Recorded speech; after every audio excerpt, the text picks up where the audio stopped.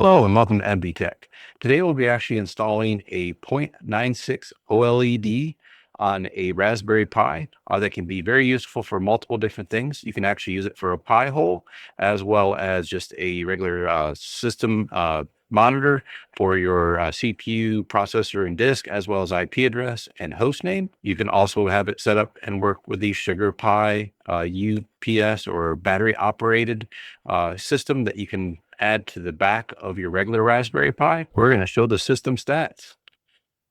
From there, we'll actually be able to see the host name, the IP address, and the system stats. If you do have the Pi Sugar, you can actually run the Pi Sugar and get the information from that. What we can see here is the battery percentage, that it's unplugged, and the current temperature. And the next one's Pi Hole. I do not have Pi Hole installed on here, but it will work. That one is the Pi Hole OLED. And you can say that it has an error, but if we had that on here running, it would actually work and you'd be able to see the Pi Hole information. All right, now that you saw all the good stuff, let's go through the setup. We're going to do our standard upgrade and update with the sudo app update and upgrade. Okay, that has finished installing the updates and upgrades.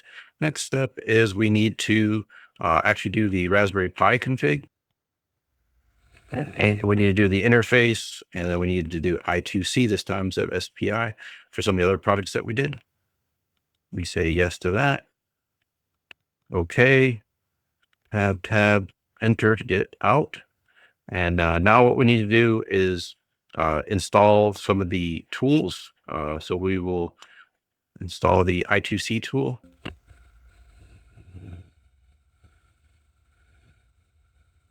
Now we're just going to do a sudo shutdown hnow so that we can connect our pins. So we have our OLED, which is right here. And if we look in the very top there, we can see that it goes ground, VCC, and then SCL and SC. So we will do the ground first. This goes to pin 6.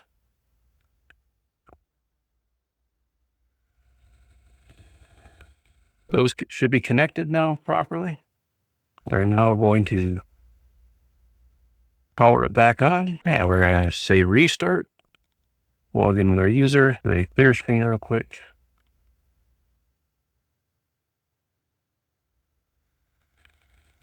And we are in our directory. So we have our Pi back powered on, and we're just sitting in the home directory. Next, we want to check to see if we're connected correctly. The next thing we want to make sure is we've got Python 3 full and the Python 3 virtual environment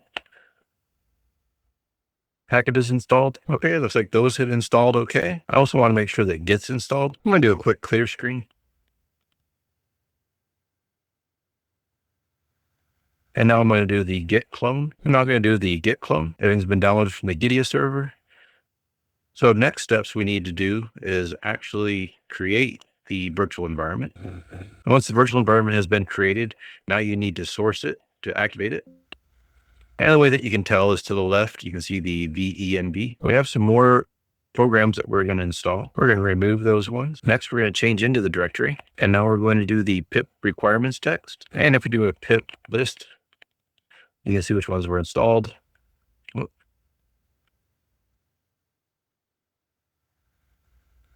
And now we can actually run the Python system stats. And there is our screen upside down. So there it is. Running the stats. Now, if you had the Sugar Pi hat on, it would work with that as well. But this is just showing you the system stats part of it. I can actually zoom into that as well. And to simply stop it, just a Control-C. And there you have it. A nice, cheap, easy way to display your IP address and all our stuff. Know the IP address, CPU utilization, all our stuff from a little 0.96 OLED. I hope you enjoyed that. And again, thank you for watching. If you would, please like and subscribe, and have a great rest of the day.